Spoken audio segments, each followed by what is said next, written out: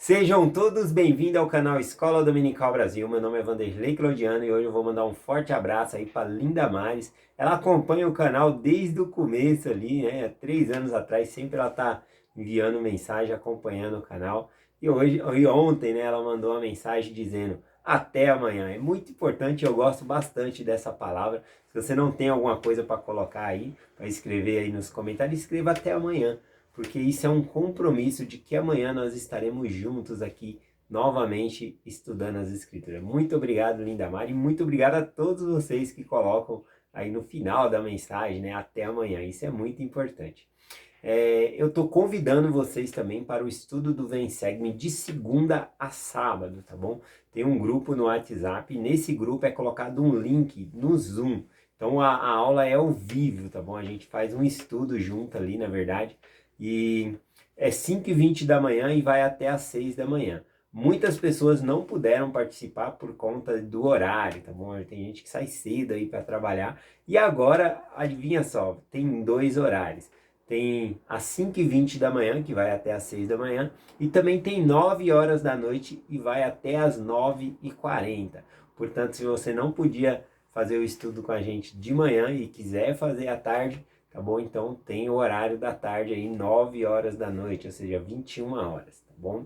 Então vou deixar o link no final da descrição do meu vídeo aqui, para você entrar no grupo. Aí antes do início da aula ali, eles colocam ali o link do Zoom e você entra e vai participar da aula. Bom, sejam todos aí bem-vindos à aula aí diária do Vem Segue. O Jefferson, ele sempre está ajudando a gente, de manhã também eu estou participando. Ontem eu consegui participar de manhã e à noite. Tem muitas pessoas que participam de manhã e à noite. Eu vou pegar essas pessoas aí, vou amarrar uma pedra no pé delas, que está estudando demais, vai acabar sendo arrebatada aí ao céu, né? Então, tomar cuidado aí com muito estudo aí. Não, tô brincando.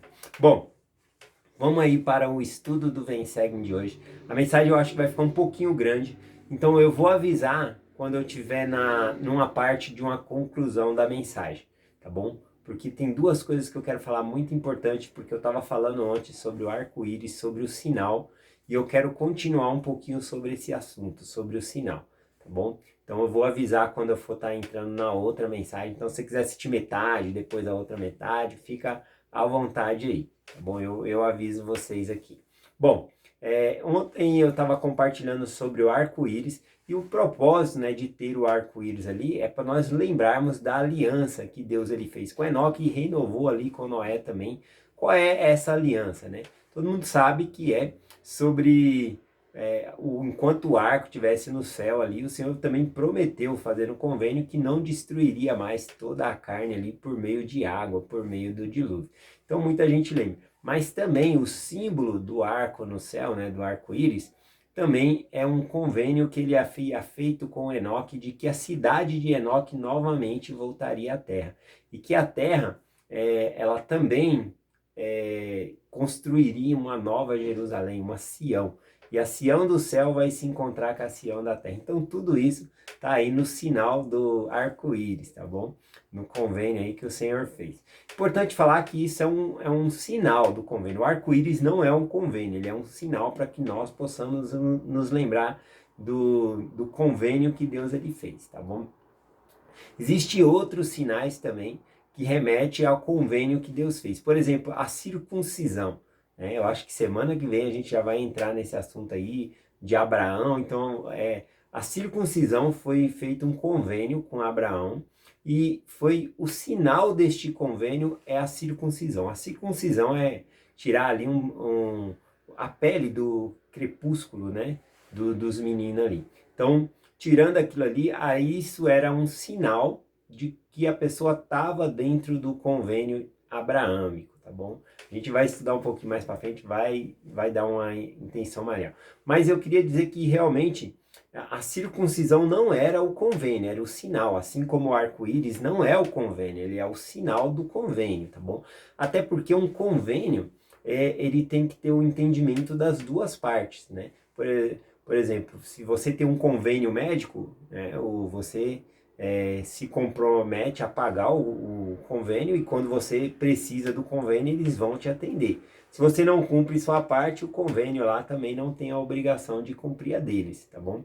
Mas nesse caso aqui nós estamos falando de um convênio com Deus. Um convênio sempre é entre duas partes. Então tem a nossa parte que nós temos que cumprir, e Deus ele promete a parte dele também neste convênio, tá bom? Então por isso que eu falo que a circuncisão, ela não é o convênio, ela é o sinal do convênio. Até porque crianças com 8 dias de nascido é a data ali que eles fazem, né, essa circuncisão. E uma criança de 8 dias de nascido, tá bom? Acho que eu falei 8 dias mesmo, né? 8 dias de nascido, ela não tem a capacidade de estar prometendo a Deus, eu estou prometendo guardar os mandamentos, você está prometendo me salvar, né? Então a criancinha de 8 dias de nascido não tem essa capacidade. Mas elas fazem a circuncisão para mostrar que estão dentro desse convênio abraâmico, que fazem parte do povo do convênio do Senhor. Mas quando elas crescem, né, e atingem a idade de consciência ali, elas são batizadas, sim. O batismo sempre existiu. Adão e Eva foram batizados, Noé foi batizado, Enoque foi batizado, a terra foi batizada, todo mundo precisa do batismo para entrar no reino de Deus. Só que no Velho Testamento você não vai achar a palavra batismo, tá bom? Porque a palavra batismo, ela é uma palavra do grego, tá bom? E só o Novo Testamento que foi escrito em grego.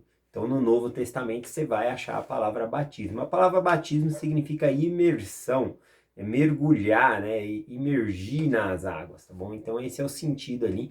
Mas nós sabemos que o batismo ele é um convênio que nós fazemos com Deus. Nós prometemos guardar os mandamentos de Deus. Deus promete nos salvar por meio desse convênio aí também. Ou mediante a nossa, que nem eu falei, tem as duas partes aí, mediante a nossa obediência nesse convênio, tá bom? Então, embora as criancinhas fossem circuncidadas aos 8 dias de nascida, quando atingisse a idade adulta ali, né, a idade de consciência, né, que sabia o que estava fazendo, elas aceitavam o batismo e tinham que fazer. Então, por que a palavra batismo não está no Velho Testamento? Já expliquei, porque o Velho Testamento ele foi escrito em hebraico e também em aramaico, né? E a palavra batismo é uma palavra grega, então você não vai achar mesmo. Então, como que você acha dentro do Velho Testamento sobre a palavra batismo? Vou pegar duas ocasiões aqui para vocês.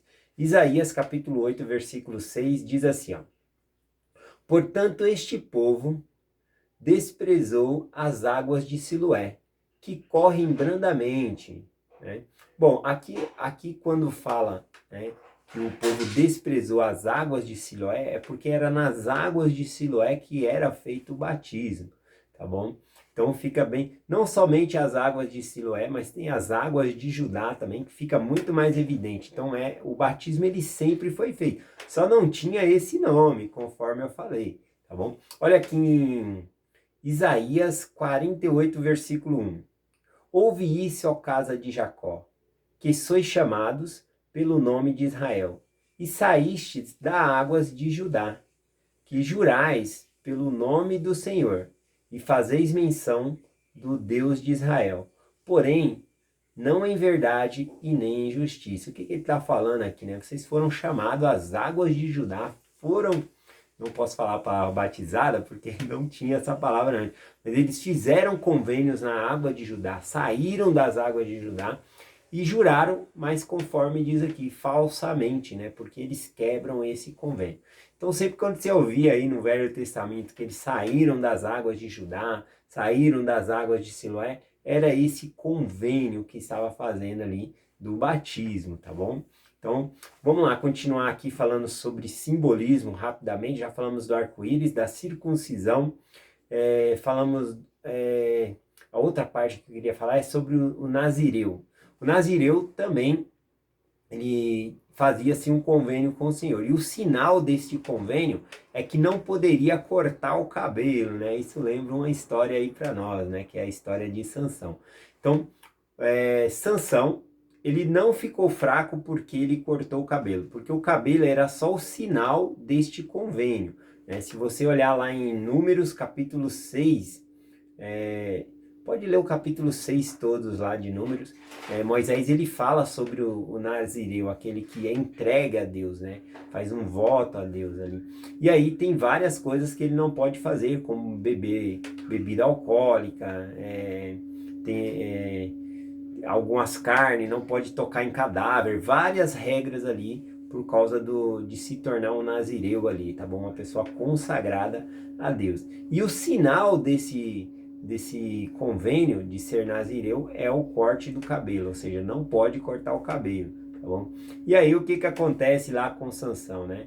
Ele vai lá e fica com Dalila, ele bebe, ele quebra o convênio dele bebendo e quebrando a lei da castidade. Então ele já ia ficar fraco de qualquer jeito. E aí ele tinha revelado o segredo do cabelo também, desse sinal, desse convênio, e ela cortou o cabelo dele. Então ele ficou fraco, mas não por causa do cabelo.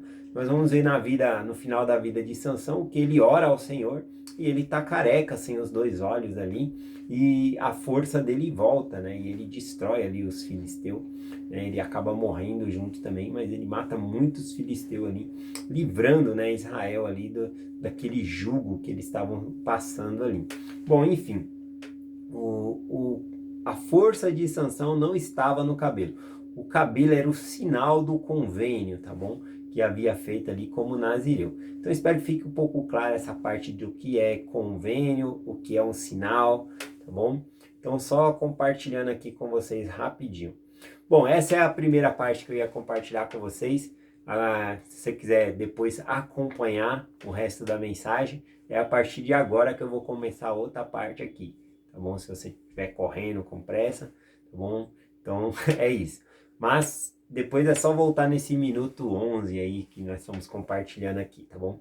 Então vamos lá. A outra parte que eu quero compartilhar é sobre uma história bem interessante que eu quero compartilhar com vocês. Vou fazer um resumo aqui, depois eu vou lendo e compartilhando com vocês.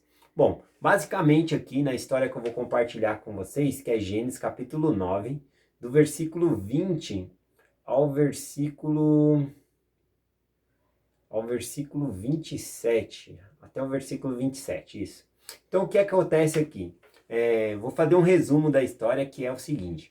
Noé, ele torna-se lavrador da terra, ele faz uma vinha, constrói uma vinha, e desta vinha, né, ele pega ali as uvas e faz vinho. E aí ele se embebeda, né, e fica bêbado.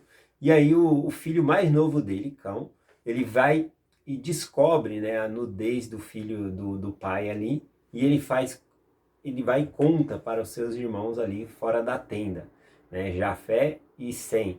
E aí Jafé e Sem vai lá e cobre de novo o pai deles. E o que acontece? Quando Noé acorda, né, daquele vinho ali, né, do que ele estava ali, ele vai lá e amaldiçoa não a Cão, mas o filho de Cão, Canaã, né? Ele amaldiçoa o neto dele, né? E aí ele vai lá e abençoa Sem e Jafé, tá bom? Então essa é uma história bem complicada para compartilhar. Eu vou compartilhar qual é a minha visão dessa história. Eu já ouvi muitas explicações de várias religiões sobre isso, dizendo que Cão ele desrespeitou o pai dele, né? E que naquela época era muito rígido as coisas, né? E ele viu o pai dele nu, né? Alguns até colocam assim, ele teve relações com o pai dele, coloca até assim dessa maneira. E no texto não diz nada disso, tá bom? Então eu gostaria de compartilhar como eu vejo essa história, né? Acredito que se você já passou pelo templo e entende um pouquinho sobre as coisas do templo, vai fazer mais sentido para você essa história nesse momento, tá bom? A maneira que eu enxergo essa história aqui. Bom, vou compartilhar com vocês aqui. Vamos começar aqui, ó, Gênesis 9, versículo 20, né? E começou Noé a ser lavrador da terra, e plantou uma vinha, e bebeu do vinho e embebedou-se, e descobriu-se no meio de sua tenda. Bom, então a primeira coisa que eu notei aqui no versículo é que fala que começou Noé a ser lavrador. Então, significa que, qual era a profissão de Noé antes, né? Nós não sabemos, não foi mencionado. Mas aqui diz que ele começou, então ele não era lavrador antes. Então ele começou a ser lavrador ali e fez uma vinha. E aí o que acontece? Ele fez o vinho. Então pode ser por ele não ter experiência e ele, na verdade, a palavra vinho aqui no livro de Gênesis, está aqui no capítulo 9, é a primeira vez que é mencionada. Então é possível que o vinho não tenha sido inventado antes, né? E que talvez acidentalmente, né, Noé ele inventou o vinho ali, tá bom? Talvez seja isso. Eu não acredito que ele queria se embebedar, perder os sentidos, né? Eu não acredito nisso. Então, eu acredito que acidentalmente ele criou o vinho ali, tá bom? Como que é criado o vinho, né? Para você ver como é simples, né? Tem um processo lento, sim, né? Mas é só pegar ali as uvas e você vai espremer as uvas. Se você colocar ela só no pote ali, ela não vira. Tem que esmagar a uva para ela sair ali, aquele caldo, e aí você deixa misturado. Eu estou falando basicamente para vocês aqui como funciona, né? A uva, ela precisa ser fermentada para ela virar o vinho, tá bom? Esse vinho alcoólico. E o que que acontece? É espremer a uva e deixar ela de molho ali no próprio suco dela junto com a casca. É a casca que vai fermentar a própria uva, tá? Então na própria casca tem o processo ali dela ser fermentada. E ali você deixa por 5 dias. Eu não estou ensinando a fazer vinho não, só estou compartilhando como é feito. E como talvez eu acredito que Noé ele fez isso acidentalmente, né? Deixa uns 5 dias ali curtindo ali a casca e o suco da uva. Depois tira a casca fora e deixa ali mais 40 dias aproximadamente descansando, né? Só aquele suco da uva ali. E aí ele vai virar um vinho. Inclusive no Novo Testamento fala sobre isso, né? Sobre esse processo. Jesus Cristo ensina algo muito importante lá, não vou trazer aqui agora para não fugir tanto do assunto, mas fala sobre os odres, né? Ele fala que vinho novo se coloca em odres novos, tá bom? O odres é um saco de pele de animal, e aí vão lá e coloca, né, o suco da uva lá dentro, junto com... depois desse processo dos 5 dias ali, né, tá misturado ali a casca da uva com a uva, então tem essa fermentação. Precisa estar entre 10, 30 graus aí, não vai ao fogo, é no ambiente mesmo assim. E aí coloca ali dentro desse, desse saco, né, de pele de animal, e aí amarra, e aí tem que ficar pelo menos aí uns 40 dias ali. Quando abre ali, já está mais fermentado e aí vira ali um teor alcoólico. Claro que naquela época era um teor bem menor do que o que nós temos hoje em dia, tá bom? Mas basicamente esse é o processo. E por isso Jesus Cristo ensina, dizendo que vinho novo se põe em odres novos, porque nesse processo de fermentação há um desgaste da pele do odres ali, né? E tanto que se você pegar um vinho novo e colocar num odres velho, na parte ali da fermentação novamente vai romper, vai fazer um rasgo no odres e vai se entornar todo o vinho ali. É isso que Jesus Cristo ensina lá, tá bom? Mas voltando aqui pro texto, né? Ele falou que ele começou, né? Plantou essa vinha e fez esse vinho. Só que aí ele se embebedou. E aí ele ficou com calor e ele mesmo tirou a roupa dele, né? Ele ficou na tenda lá sem a roupa dele. Então essa é a primeira parte aqui da história para que nós possamos entender, tá bom? Lembrando aqui, falando um pouquinho sobre ele ter tirado, né, descobriu-se no meio da tenda, nós podemos ir lá em Gênesis 3:21, que fala que quando Adão e Eva eles descobriram a nudez deles, né, o Senhor ele vai lá e faz peles de animais para eles, roupas para eles se vestirem. Tá bom? Essas roupas eu acredito que são convênios. Durante o Velho Testamento aqui nós vamos estudar bastante sobre isso, sobre as vestes, né?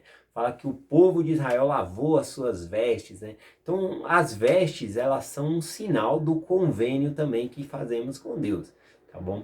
Então, existia isso no Velho Testamento e tá mostrando aqui um pouco. Então, eu acredito que Noé ele estava com essas vestes e ele se tirou essas vestes ali quando ele ficou com calor e bebeu o vinho e acabou embebedando-se ali. Aí vem a parte aqui que fica um pouco mais confusa da história, tá bom? Mas só remetendo aqui, que eu acredito que essas vestes é um sinal, tá bom? Do convênio que Noé fez com Deus. O Noé fez com Deus, Adão fez com Deus, Enoque fez com Deus, todos têm essa parte dessa veste aí, tá bom? Aqui, continuando no versículo 22. E viu Cão, pai de Canaã, a nudez de seu pai, e fez-o saber fora a ambos os seus irmãos. E então tomaram Sem e Jafé uma capa e puseram-se sobre os ombros de seus ombros, né? Em ambos os ombros. E indo virados para trás, cobriram a nudez de seu pai. E o seu rosto estavam virados, de maneira que não viram a nudez de seu pai. E despertou Noé do seu vinho, e soube que o seu filho menor, né, o caçula, que é Cão, o que ele fizera. E disse Noé: Maldito seja Canaã, servo dos servos seja os seus irmãos.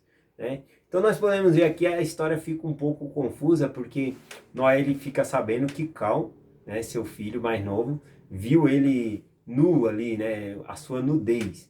E aí ele vai lá e amaldiçoa não a Cão, mas amaldiçoa ali os filhos de Cão, né, Canaã, né, e os seus irmãos ali, os filhos que eles nascessem ali para frente, né? Então pega, amaldiçoa os bisnetos ali. Então essa escritura aqui, ela não significa que os filhos, né, de Cão seriam servos no sentido de escravo, porque os descendentes de Cão, por exemplo, eles são os egípcios também. E qual é a história dos egípcios? Os egípcios que vão escravizar o povo de Deus pelo período de 400 anos lá. Moisés vai libertar eles depois, né? Isso lá para o futuro. Mas a gente não devemos entender que os filhos de Cão seriam escravos, né, dos filhos de Jafé e de Sem ali, tá bom? Não é isso que diz o texto aqui, tá bom? Então, o que ele está falando aqui, então? Ele está falando, eu acredito até mesmo que ele não fala, ele está falando aqui a respeito do sacerdócio.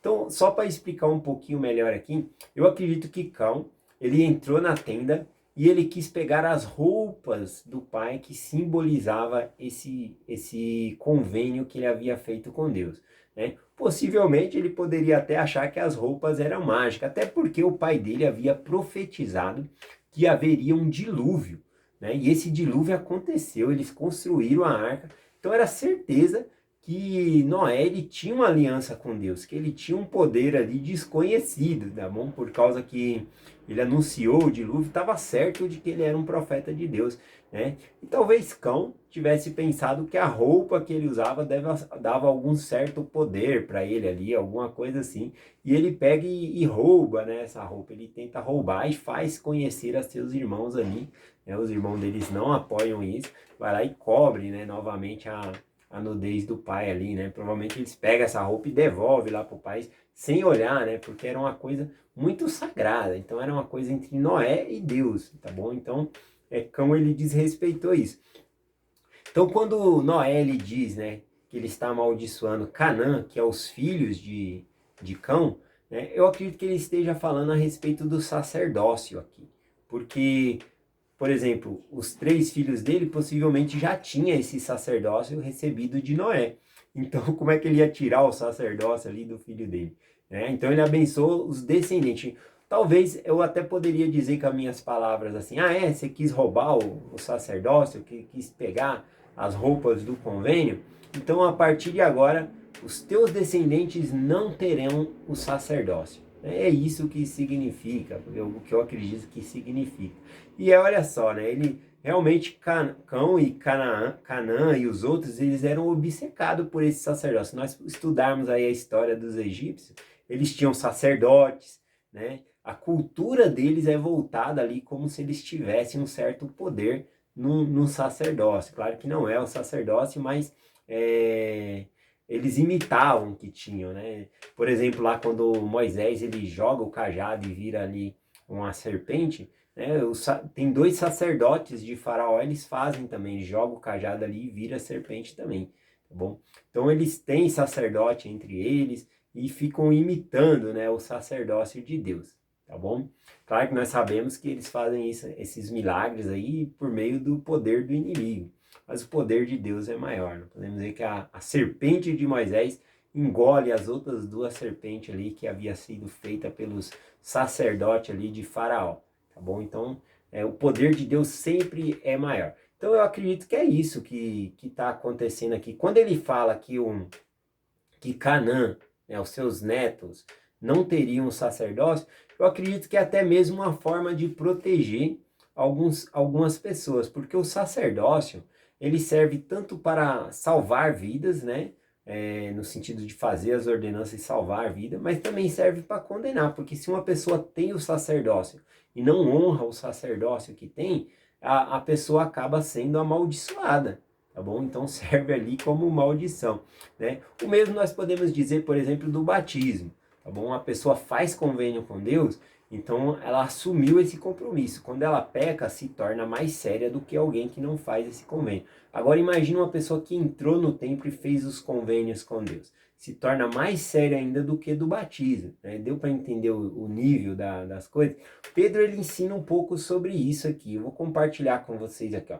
Segundo Pedro, capítulo 2, versículo 20 em diante, diz assim, ó: porque se tiverem escapado da corrupção, depois de terem escapado da corrupção do mundo, pelo conhecimento do Senhor e Salvador Jesus Cristo, forem outra vez envolvido nelas e vencido, tornou-se o último estado pior do que o primeiro.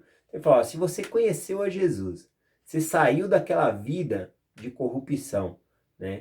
E depois você volta para a vida de corrupção de novo, o seu estado, o último, é pior do que o primeiro, do que quando você havia saído. E ele continua explicando, ó, porque melhor lhe fora teria sido, não conhecendo o caminho da justiça, do que conhecendo, desviando-se do santo mandamento que lhe fora dado. Deste modo, sobre ele veio um verdadeiro provérbio que diz: o cão voltou ao seu próprio vômito, ou a porca lavada ao seu espajadouro de lama. Bom, então é bem interessante quando fala sobre isso aqui, porque se as pessoas não tinham maturidade para receber o sacerdócio, e se iriam nascer filhos de Deus que não tinham a maturidade para receber o sacerdócio, é importante que eles não fizessem esse convênio, porque senão eles estariam se condenando mais ainda, tá bom? Então acredito que está acontecendo algo nesse aspecto aqui. Para finalizar aqui, eu vou ler os últimos versículos, né, de Gênesis capítulo 9 lá, o versículo 26 e o versículo 27, porque aqui agora ele está abençoando os outros dois filhos dele. Ele amaldiçoa ali Canaã e os descendentes, né, de Cão, e aí ele abençoa, né, os outros dois filhos, que é Sem e Jafé, tá bom? Então Canaã ou seja, os descendentes de Cão, ele amaldiçoou sem o poder do sacerdócio. Eles não teriam o sacerdócio, é assim que eu entendo. Não tem nada a ver com escravidão. Como eu falei, mais para frente, quem vai escravizar é o povo de Deus que vai ser escravizado lá durante 400 anos. Então, para mim, não tem nada a ver com escravidão essa parte que ele fala que serve, tá bom? Então, o versículo 26 e o 27 diz assim, ó: e disse Noé, né, para os seus outros dois filhos. E disse, bendito seja o Senhor Deus de Sem, e ser-lhe-á Canaã por servo, ou seja, bendito seja o Deus de Sem, mas Canaã não terá o sacerdócio, é assim que eu entendo. Aí ele fala assim, alargue Deus a Jafé, e habite nas tendas de Sem, e seja Canaã por servo. Então aqui para mim, a interpretar esse versículo 27, eu entendo assim, que Deus alargou Jafé, abençoou ele para que ele habitasse na tenda de Sem. Na tenda de Sem, porque Sem, ele teria o sacerdócio e Jafé seria incluso nessa tenda, eles receberiam também essa bênção de receber o sacerdócio, tá bom? Só que Sem, ele seria ali o primogênito, né? Se nós formos olhar na ordem aqui dos filhos de Noé, primeiro o primogênito, na verdade, é Jafé, tá bom? Depois vem Sem, em segundo filho, e o mais caçula que é Cão, tá bom? Só que o que acontece aqui? O Senhor colocou Sem na frente de Jafé, chamou ele como patriarca, tá bom? E até muitos acreditam aí, mas mais pra frente a gente estuda sobre isso, que esse Sem é o mesmo Melquisedeque, mas essa mensagem já ficou muito grande. Quando chegar na hora lá de compartilhar sobre Melquisedeque, eu explico um pouquinho sobre isso, sobre estudos que pessoas, né, pessoas da BYU, né, que estudam bastante as escrituras, acreditam sobre que Sem ele é Melquisedeque, tá bom? Então eu vou compartilhar com vocês isso mais para frente. Inclusive, como Sem ele viveu na época da barca, né, da Arca de Noé ali, também ele teve uma vida longa. E acredita que ele mesmo que chegou até a geração ali de Abraão e deu o sacerdócio ali a Abraão, tá bom? Então, mas isso aí fica para uma próxima mensagem. Só queria compartilhar com vocês sobre esse sinal, né? Essas vestes sagradas que é mencionada no Velho Testamento. Então, as vestes não é o convênio, é um sinal, é um convênio tão sério que o povo de Israel eles usavam uma roupa para se lembrar realmente do convênio que eles tinham feito, tá bom? Claro que a roupa servia de proteção e escudo, né? Caso eles honrassem o convênio que eles fizeram. Mas a roupa ele é um sinal, um lembrete do convênio que eles fizeram, tá bom? Assim como o arco-íris ele era um lembrete, né? Só apenas um sinal. A circuncisão é um sinal também, tá bom? Então é essa mensagem que eu compartilho com vocês hoje, em nome de Jesus Cristo. Amém. Até amanhã.